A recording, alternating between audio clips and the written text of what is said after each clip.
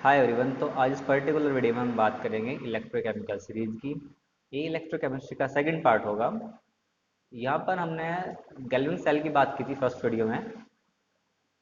ठीक है, ये सेकंड पार्ट है उसका। तो चलिए शुरू करते हैं। इलेक्ट्रोकेमिकल सीरीज, देखिए इलेक्ट्रोकेमिकल सीरीज को अगर मैं डिफाइन करूँ सिंपली तो ऐसे डिफाइन कर सकता हूँ कि the increasing order of standard reduction potential of element is known as electrochemical series. आपने क्लास 10th में एक पढ़ा होगा केमिकल, ठीक है, सॉरी, रिएक्टिविटी सीरीज के बारे में। रिएक्टिविटी सीरीज में कुछ मेटल्स थे, ठीक है, उनको हमने कहा था कि वे ऊपर क्या है रिएक्टिव मेटल, नीचे क्या है लेस रिएक्टिव मेटल है। ठीक है, यहाँ भी कुछ ऐसा ही है, लेकिन यहाँ पर हमने मेटल भी लिए है और नॉन मेटल्स भी लिए है। ठीक है, यहाँ पर अगर आप देखो सबसे पहले ऊपर जो रखा है वो लिथियम रखा हुआ है। ऊपर क्या रखा है, लिथियम रखा गया। ठीक है, और एक बात आपको बता दूं मैं कि लिथियम का जो स्टैंडर्ड रिडक्शन पोटेंशियल है वो माइनस के 3.05 वोल्ट है। मैं वोल्ट नहीं लिख रहा क्योंकि वोल्ट हमने लिख लिया है ना, वोल्ट हमने लिख लिया ऊपर, यहाँ पर देखो ना, सारे वोल्ट में लिखूंगा 3.05 है। और जो पोटेशियम का है वो माइनस के 2.93 है, -2.93 वोल्ट है। तो ज़्यादा कौन सा है, ज़्यादा तो 2.93 होगा ना, क्योंकि माइनस में चल रही बात है ना, बात माइनस में चल रही। देखो, जैसे हाइड्रोजन की बात करता हूँ मैं, हाइड्रोजन का जो स्टैंडर्ड रिडक्शन पोटेंशियल है वो क्या है आपका, 0 वोल्ट है। वो क्या है आपका, 0 वोल्ट। बढ़ रहा है, तो स्टैंडर्ड रिडक्शन पोटेंशियल ऊपर से नीचे आने पे क्या हो रहा है, बढ़ रहा है। दूसरी तरफ अगर हम एनसीईआरटी की बुक में देखते हैं तो एनसीईआरटी में जो उन्होंने लिए है, मतलब जो एलिमेंट लिए है वो उल्टे लिए है, मतलब उल्टा नहीं कह सकते, मैंने ऑर्डर में कहा था। हम यहाँ पे कह रहे हैं increasing order of reduction potential, वे कह देंगे decreasing order of reduction potential. ठीक है, जैसे ये है यहाँ पर, मैं सबसे नीचे ए यू लिखा है, मैं एफ भी लिखूंगा, जो फ्लोरीन है वो भी लिखूंगा अभी। उन्होंने क्या किया है, जो अपनी बुक में प्रिंट किया है वो फ्लोरीन को सबसे ऊपर लेगी, वो सब फ्लोरीन को सबसे ऊपर लेगी। मतलब उन्होंने जो ऑक्सीडाइजिंग एजेंट है, स्ट्रॉन्गेस्ट ऑक्सीडाइजिंग एजेंट है वो ऊपर लिखा।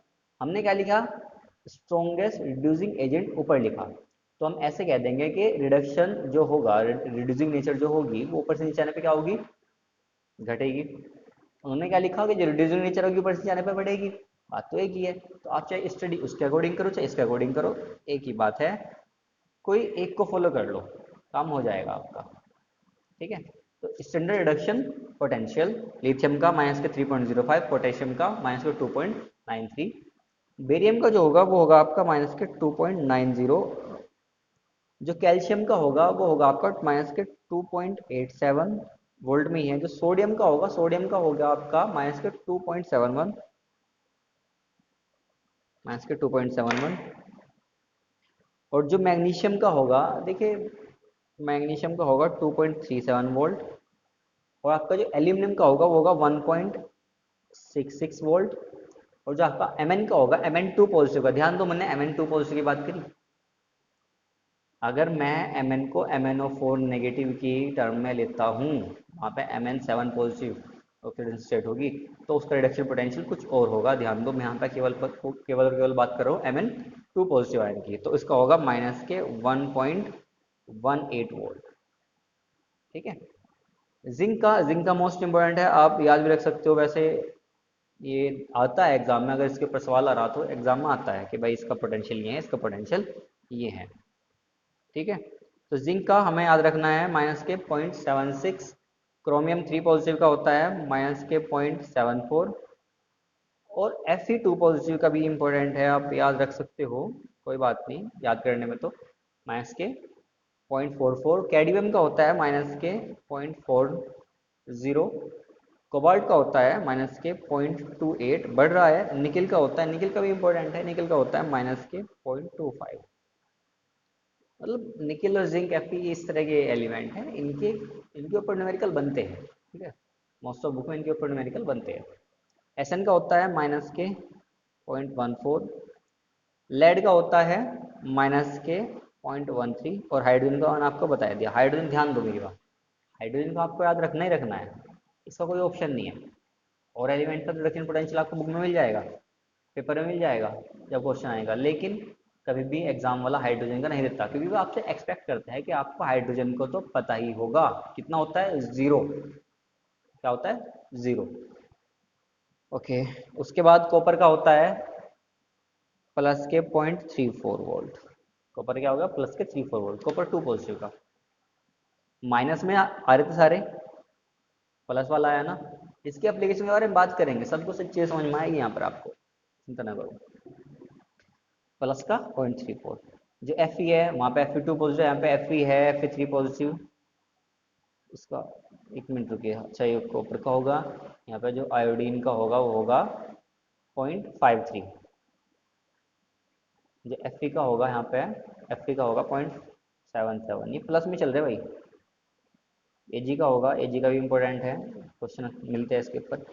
Hg2 पॉजिटिव का है 0.86। एक बात और, मैंने यहाँ पे देखो Hg2 पॉजिटिव इंक्लूड किया, लेकिन Hg2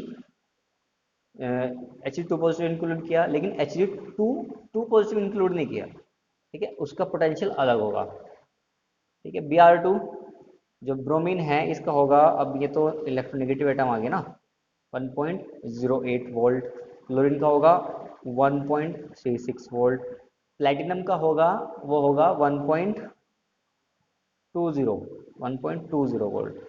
एक गलती होगी इससे, एक गलती हुई, क्योंकि मुझे ये प्लेटिनम थोड़ा ऊपर रखना चाहिए था ना, क्योंकि बढ़ रहे हैं ना 1.08, प्लेटिनम 1.20। कोई बात नहीं, इतना समझिएगा आप। जो गोल्ड है, गोल्ड का होता है 1.40, गोल्ड का होता है 1.40। और एट लास्ट फ्लोरीन, इसको मैंने अगले से बचा के रखा था, एफ नेगेटिव। जो फ्लोरीन है उसका सबसे ज़्यादा होता है रिडक्शन पोटेंशियल प्लस का, तो ये सब प्लस में ही है, मैंने यहाँ पे लिखना नहीं, प्लस 2.87 वोल्ट। ठीक है, स्ट्रोंगेस्ट ऑक्सीडाइजिंग एजेंट है फ्लोरीन। ओके। अब यहाँ पर फटाफट से कुछ एप्लीकेशन के बारे में बात करते हैं। देखो, अभी हमने पीछे क्या किया था, गैल्वेनिक सेल जब पढ़ाई थी तो हमने क्या कहा था, अगर आपको रिडक्शन पोटेंशियल निकालना है किसी सेल का, है ना, स्टैंडर्ड रिडक्शन पोटेंशियल निकालने की सेल का, तो आप एक काम कीजिए, कैथोड या राइट माइनस लेफ्ट ज़्यादा बेटर था, आसान था। जो राइट माइनस लेफ्ट थे ना, वे कहाँ से मिलेंगे हमें? भाई यहाँ से मिलेंगे हमें। ठीक है, हम न्यूमेरिकल कराएंगे तब आपको पता लगेगा, वो हमें यहाँ से मिलेंगे इनकी वैल्यूज़, ई राइट और ई लेफ्ट की। जिंक हमने गैल्वेनिक सेल में क्या लिया था, जिंक और कॉपर लिए थे ना। यहाँ पर देखिए आप, यहाँ पर देखिए, जो जिंक है आपका, एक मिनट, जिंक का हमें मिल गया पोटेंशियल कितना, माइनस के 0.76। जो कॉपर है, कॉपर का हमें पोटेंशियल मिल गया प्लस 0.34, मिला ना। तो वो हमें राइट माइनस लेफ्ट यहाँ से मिलेंगे। खैर, जो फर्स्ट एप्लीकेशन है ECS की, वो बताती है हमें रिड्यूसिंग एजेंट और ऑक्सीडाइजिंग एजेंट। यहाँ पर आप देखिए जरा थोड़ा, यहाँ पर Li पॉजिटिव है, इलेक्ट्रॉन एक्सेप्ट किया, Li में बन गया। यहाँ पर हुआ क्या, ऑक्सीडेशन स्टेट +1 थी, 0 हुई, ऑक्सीडेशन नंबर में क्या आई, कमी आई। कमी आने का मतलब यहाँ पे क्या है, यहाँ पे हुआ होगा रिडक्शन। यहाँ पर क्या हुआ है आपका, रिडक्शन हुआ है। तो रिड्यूसिंग एजेंट कौन है आपका, अरे रिड्यूसिंग एजेंट आपका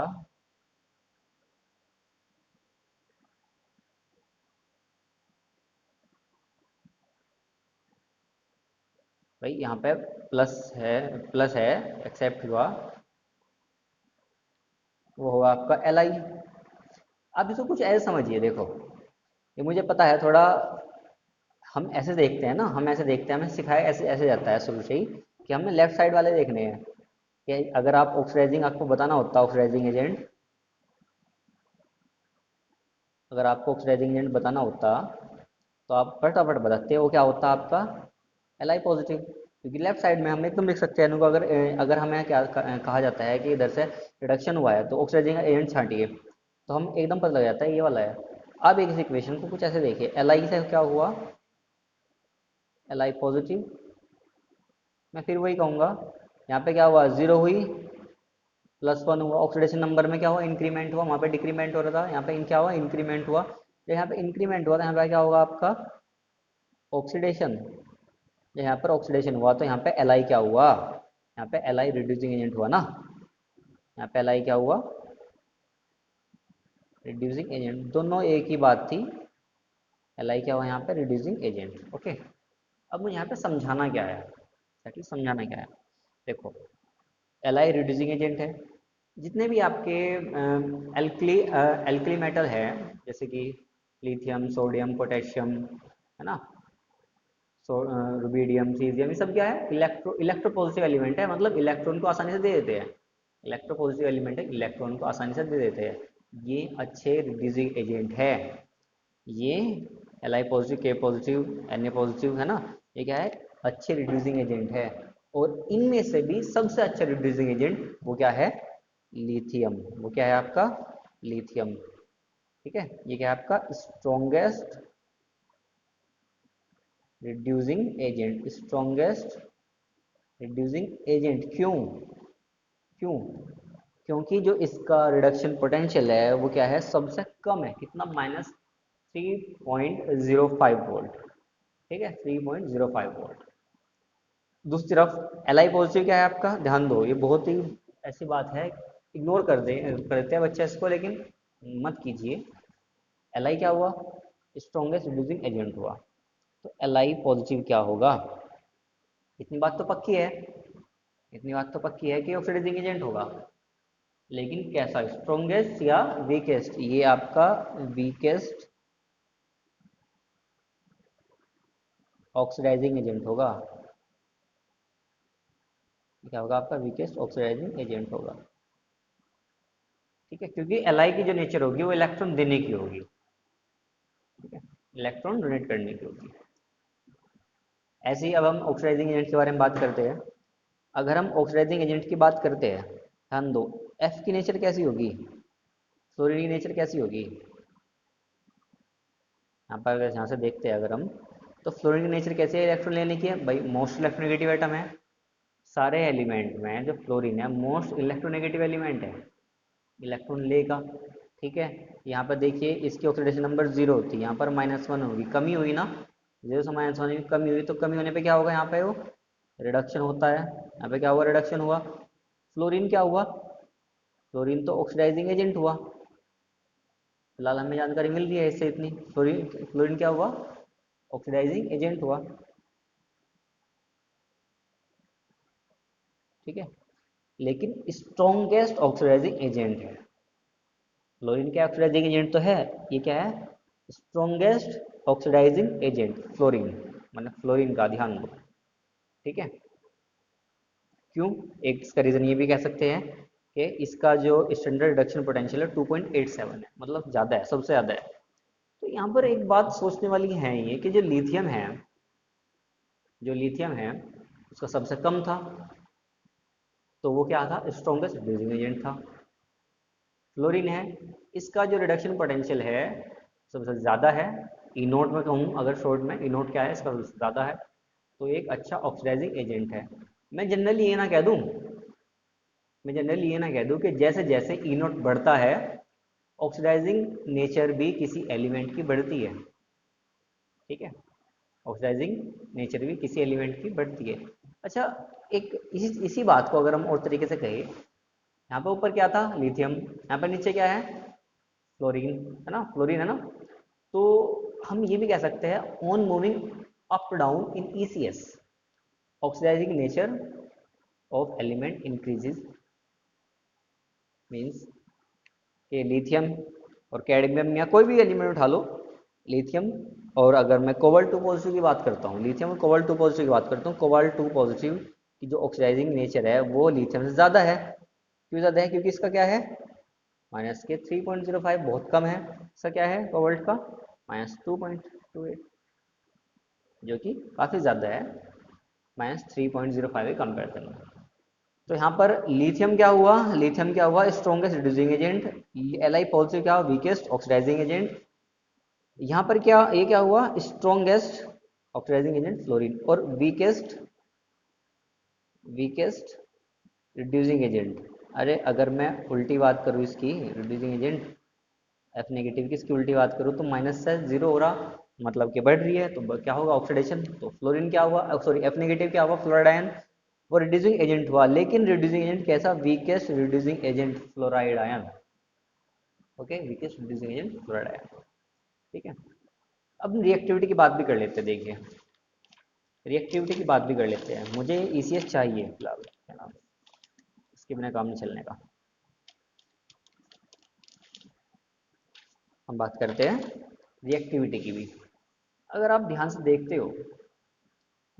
हो तो पहली बात तो जो आपको पहली जानकारी है उसके बेसिस पे बात करेंगे। सोडियम के बारे में बात करते हैं थोड़ी सी। सोडियम ही कहता है 10th क्लास में भी, क्या कहते हैं कि सोडियम को हम केरोसिन ऑयल में क्यों रखते हैं, क्यों स्टोर रखते हैं, क्योंकि बहुत रिएक्टिव मेटल है, रिएक्शन कर लेता है 11% मॉइस्चर से, इसलिए हम इसको केरोसिन ऑयल में रखते हैं ताकि वो मॉइस्चर से दूर रहे। ठीक है। लिथियम पोटेशियम के साथ भी ऐसे ही होता है, ये भी बहुत रिएक्टिव मेटल है, ये भी बहुत ज़्यादा रिएक्टिव मेटल है। नीचे आइए जरा आप, यहाँ पर आप देख रहे होंगे वेरी प्रीशियस गोल्ड, मोर प्रीशियस प्लेटिनम, चांदी थोड़ा ऊपर है, एजी थोड़ा ऊपर है। ठीक है। ये मैंने आपको 3 मेटल ऐसे गिनाए हैं जो रिएक्शन नहीं करते। गोल्ड है, कई साल तक ऐसे रखा जो तू रिएक्शन करता ही नहीं, गोल्ड तो रिएक्शन नहीं करता। जबकि अगर हम देखते हैं चांदी काली पड़ जाती है, चांदी का जो है ऑक्सीडेशन हो जाता है। ठीक है। चांदी काली पड़ जाती है ना, चांदी का ऑक्सीडेशन होता है। कहने का मतलब अगर चांदी और गोल्ड की बात करें तो चांदी थोड़ी रिएक्टिव है, गोल्ड नहीं है। और इसी बेसिस पे अगर मैं बात करता हूँ कि एजी तो ऊपर बैठा ना, एजी ज़्यादा रिएक्टिव होगा, एजी बहुत कम रिएक्टिव होगा। सुनो, ये तो एयर में रख के रिएक्शन कर लेता है, ये तो बहुत ज़्यादा रिएक्टिव है। मतलब कि जैसे जैसे मैं ऊपर से नीचे आ रहा हूँ, जैसे मैं ऊपर से नीचे आ रहा हूँ रिएक्टिविटी बढ़ रही है। आप बीच में भी देख लो ना, आप बीच में भी देख लो, Fe देख लो और कॉपर देख लो। Fe और कॉपर की अगर हम बात करें तो Fe पे मतलब आयरन पे जंग जल्दी लगता है, कॉपर पे भी जंग लगता है, लेकिन कम तेजी से लगता है, कम तेजी से लगता है। ठीक है। यहाँ पर जिंक भी देख लो, है ना, ये रहा जिंक है, कैडमियम है, टिन है। ठीक है। हम टिन की तो कोटिंग भी करते हैं। ये सब क्या है, रिएक्टिव मेटल है ऊपर वाले, नीचे वाले क्या है, नॉन रिएक्टिव मेटल है। यहाँ पर हम ये भी कहते हैं जनरली कि जैसे जैसे ऊपर से नीचे आ रही है ECS में रिएक्टिविटी घटेगी, रिएक्टिविटी घटेगी। या फिर दूसरी बात ECS के टर्म में बात करें, ई नोट के टर्म में बात करें, ई नोट के टर्म में बात करेंगे तो जैसे जैसे आपका ई नोट बढ़ेगा रिएक्टिविटी भी घटेगी। ई नोट बढ़ रहा है, रिएक्टिविटी घट रही है। जितना ई नोट कम होगा रिएक्टिविटी उतनी ज़्यादा होगी। ठीक है। मैं यहाँ पर लिख रहा हूँ,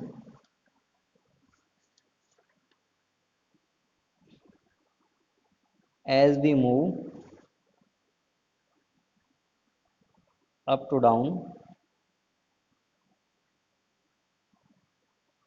reactivity of element decreases। ठीक है, छोटे छोटे पॉइंट है, नोट्स तो आपको मिलेंगे ही। अच्छा, फिर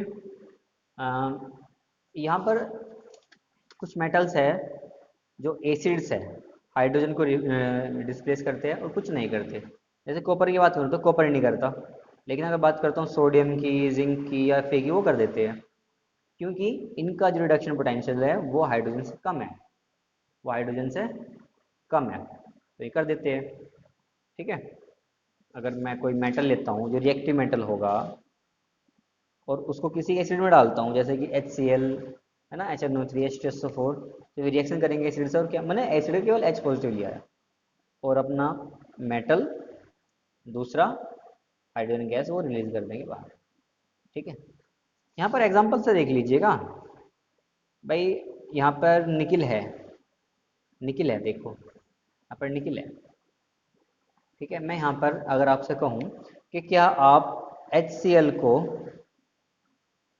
निकिल के पोर्ट में स्टोर कर सकते हो, मैं आपसे सवाल पूछता हूँ कि आप क्या HCl को निकिल के पोर्ट में स्टोर कर सकते हो, तो आपका जवाब क्या होगा, आया ना, मुझे भी बता रहे, देख के सुनो कैसे बताओगे। देखो, पहली बात तो निकिल का जो ई नोट है वो कम है, कितना है, माइनस में है, माइनस के 0.25, मतलब ये एसिड से हाइड्रोजन को रिप्लेस करेगा। कैसे, ध्यान दो, मतलब रिएक्शन करेगा, सीधी सीधी बात है, रिएक्शन करेगा, NiCl2 बनाएगा और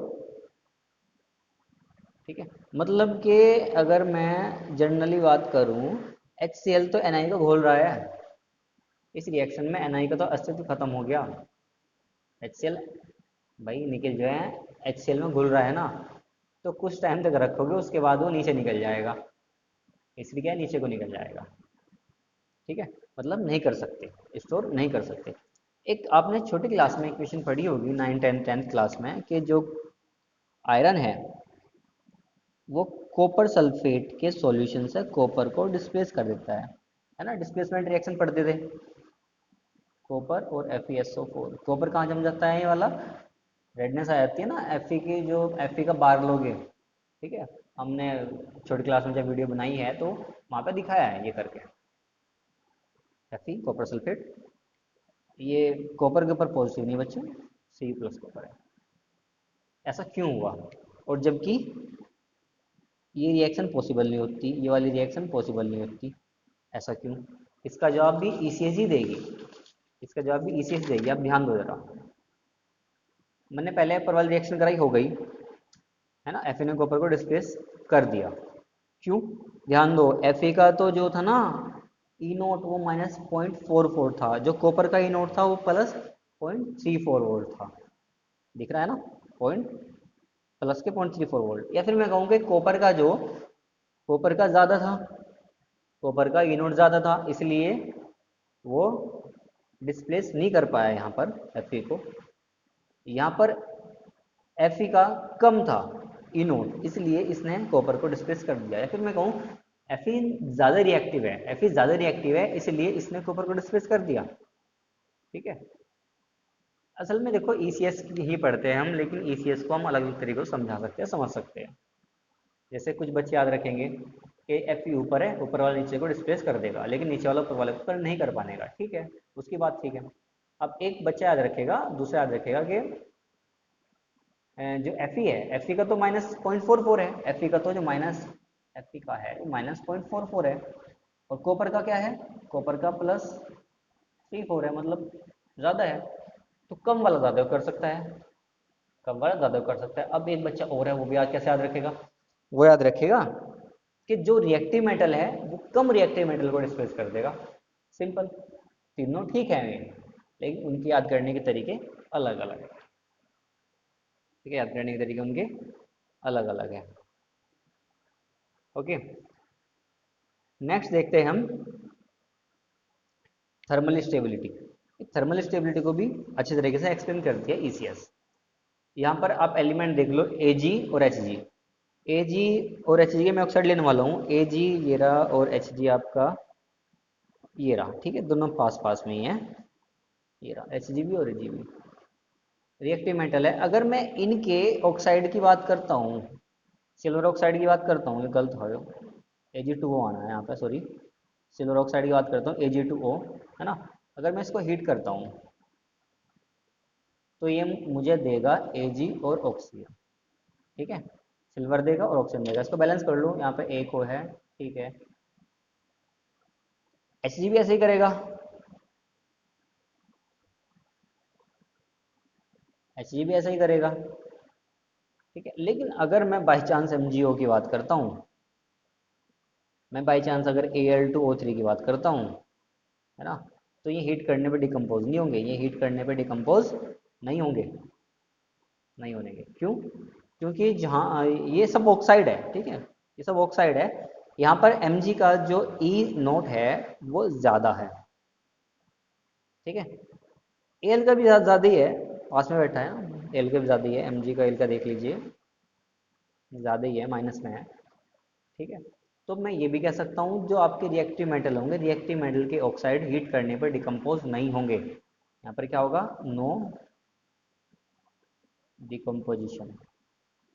जबकि जो एक्टिव मेटल है, जो नॉन एक्टिव मेटल है, जैसे कि Ag हुआ, Hg हुआ, इनके ऑक्साइड हीट करने में डिकम्पोज हो जाते हैं, ठीक है।